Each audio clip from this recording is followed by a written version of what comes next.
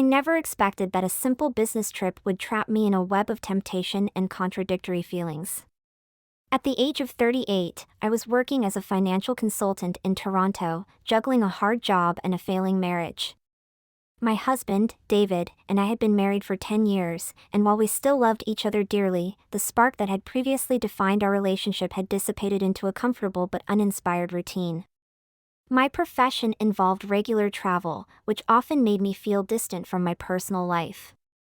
I would spend days in sterile hotel rooms, hopping from one conference to the next, with only quick phone calls home to preserve a semblance of contact with David. During one of these journeys to Montreal, I met Paul, a new client whose presence would upend the delicate balance I had established in my life. Paul was in his early 40s and the CEO of a rapidly expanding technology business that had recently received considerable funding. He was ambitious, quick-witted, and emanated a compelling confidence that made it clear why he had been so successful. His charm and commanding presence in a room struck me from the moment we met. He had an enthusiasm that was impossible to ignore, and I found myself looking forward to our encounters more than I should have. During one of these meetings, Paul recommended that we continue the discussion over dinner. "We have a lot to talk about, and I feel like we're only getting started," he remarked with a lovely smile. "Let's grab a bite and keep talking." I hesitated for a while, realizing that our professional boundaries were beginning to merge. But I dismissed it as just another business meal, which happens frequently in my area of work. "Sure, why not?" I agreed and smiled back. "Let's do it." We ended up at a beautiful French bistro near my hotel, with dim lighting and free-flowing wine. As we settled into our seats, I felt the typical surge of adrenaline that comes with completing a major transaction. But tonight, there was something else, a surge of enthusiasm unrelated to work. Paul was easy to chat to, and as the evening proceeded, the conversation drifted from business to more personal matters. We discussed our favorite travel spots, spoke anecdotes about our families, and even chuckled at the oddities of our various sectors. It felt relaxed and natural, like meeting up with an old friend rather than dining with a client. But as the night progressed, I couldn't help but notice tiny alterations in Paul's demeanor, the way his gaze stayed on me for too long, the way his comments veered into territory that felt more personal than professional. "You're really something, Emma," he said at one point, swirling his wine carefully. "You're smart, driven, and don't put up with crap." "It's refreshing." I laughed, attempting to brush off the compliment. "Thank you, Paul. I've had to be tough in this industry.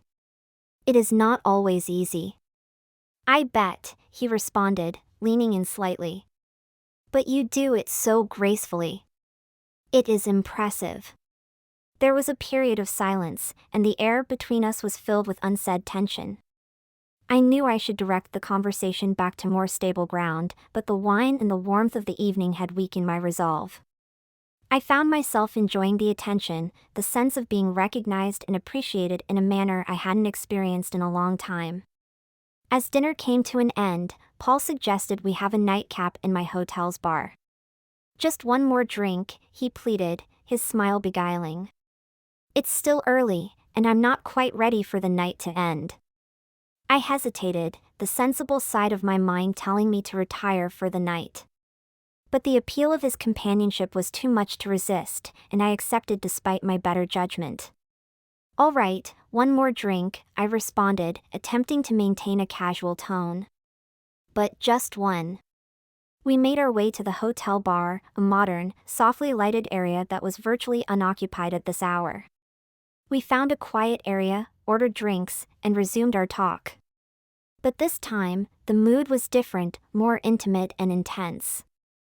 I could feel Paul's eyes on me, his intensity drawing me in.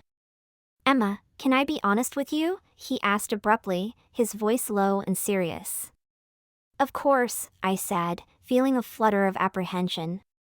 He hesitated, as if he were thinking carefully about his comments. "I have truly loved getting to know you. More what I had imagined. I can't help but sense that there's something between us." My breath froze in my throat, a combination of surprise and a hint of something deeper, something I didn't want to admit. "Paul, we've just met," I remarked, attempting to reduce the tension. "And we are working together. It's complicated." "I know," he said, his stare steadfast. "I'm not trying to make things difficult. But I've learned that life is too short to ignore your feelings. And right now, Emma, I feel connected to you." His words hung in the air, laden with implications. I knew this was a line I shouldn't cross. I was married, and my devotion should be with David. But the reality was, I couldn't recall the last time I felt this type of connection, this feeling of being truly noticed and desired. "Paul, I'm married," I reminded him, but my voice lacked conviction. "I can't. We can't do this." He nodded with an honest expression. "I respect that. And I am not asking you to do anything that you are not comfortable with. But I had to tell you how I felt. Even if nothing comes from it." A part of me wanted to get up and leave before the night became any more out of hand. But I lingered, torn between the allure of the moment and the gravity of my obligations. I knew I needed to say goodnight, escape to the safety of my hotel room, and put an end to the mounting temptation. But when Paul reached across the table and softly touched my hand, I did not back away. "Emma," he whispered softly, his thumb gently stroking against my knuckles. "I don't want to complicate matters for you. But I don't want to lose out on something that feels genuine." I glanced at him, my mind whirling with contradictory ideas. I was married and loved David, but there was no denying the connection I had with Paul. It was exhilarating, euphoric, and completely wrong. But the more I tried to convince myself to leave, the more I wanted to stay. "Paul, I began, but my voice trailed off as the gravity of the situation hit me. He softly squeezed my hand, keeping his gaze fixed on mine. "You don't have to decide anything tonight," he replied calmly. "But if you ever want to talk or need someone to understand, I am here." I nodded, feeling a combination of relief and regret. "Thank you," I said softly, drawing my hand away. "But I think I need to call it a night." Paul bowed respectfully, acknowledging my decision. "Of course.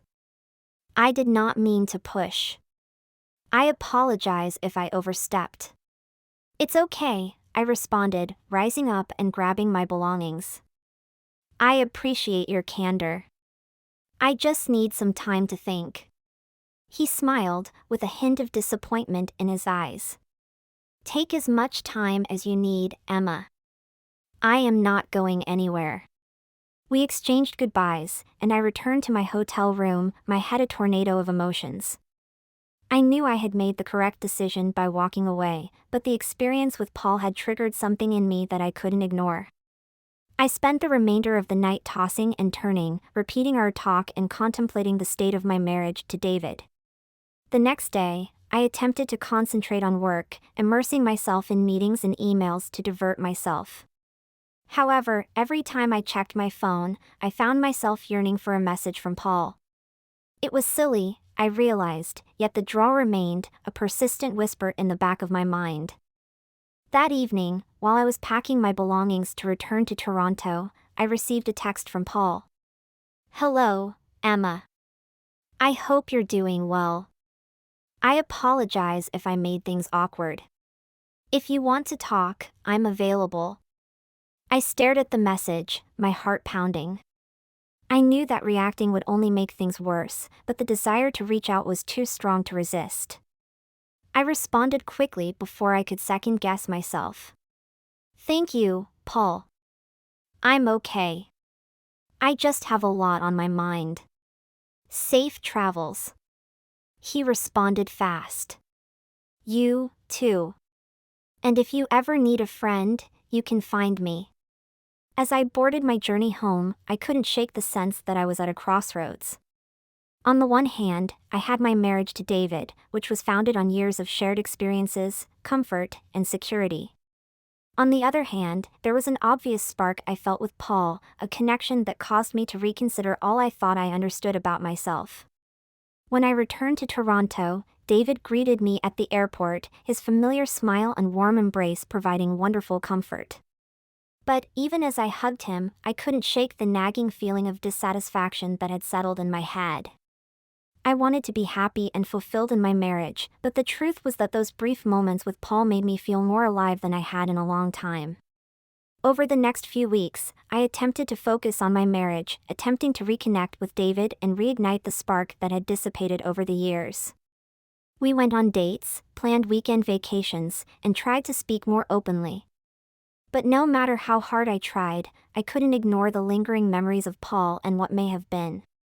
Then, one evening, while working late at the office, I received another message from Paul. "I had been thinking about you, Emma. I know it's complicated, but I can't help it. I would want to see you again, even if only as friends. There is no pressure." I stared at the message, my heart racing. I knew meeting Paul again would muddy the lines even more, even jeopardizing my marriage. But the draw was as strong as ever, and I couldn't resist it. "Maybe we can get a coffee sometime. Just to catch up." We decided to meet in a quiet cafe, a neutral space where we could talk without the pressures of a formal business setting. When I stepped in, Paul was already there, his face a mix of hope and uncertainty. He smiled warmly at me, and I felt a familiar flutter in my chest as I sat across from him. "Thanks for meeting me," he replied, his voice easygoing but his gaze fierce. "I wasn't sure if you'd want to." "It's good to see you," I said, my voice gentle. "I've been thinking about a lot of things." We spent the next hour talking, attempting to keep the discussion light and amicable. But the underlying tension was tough to ignore, and as the cafe began to empty, I realized we were getting closer to the subject we had avoided. "Emma," Paul replied abruptly, his tone serious.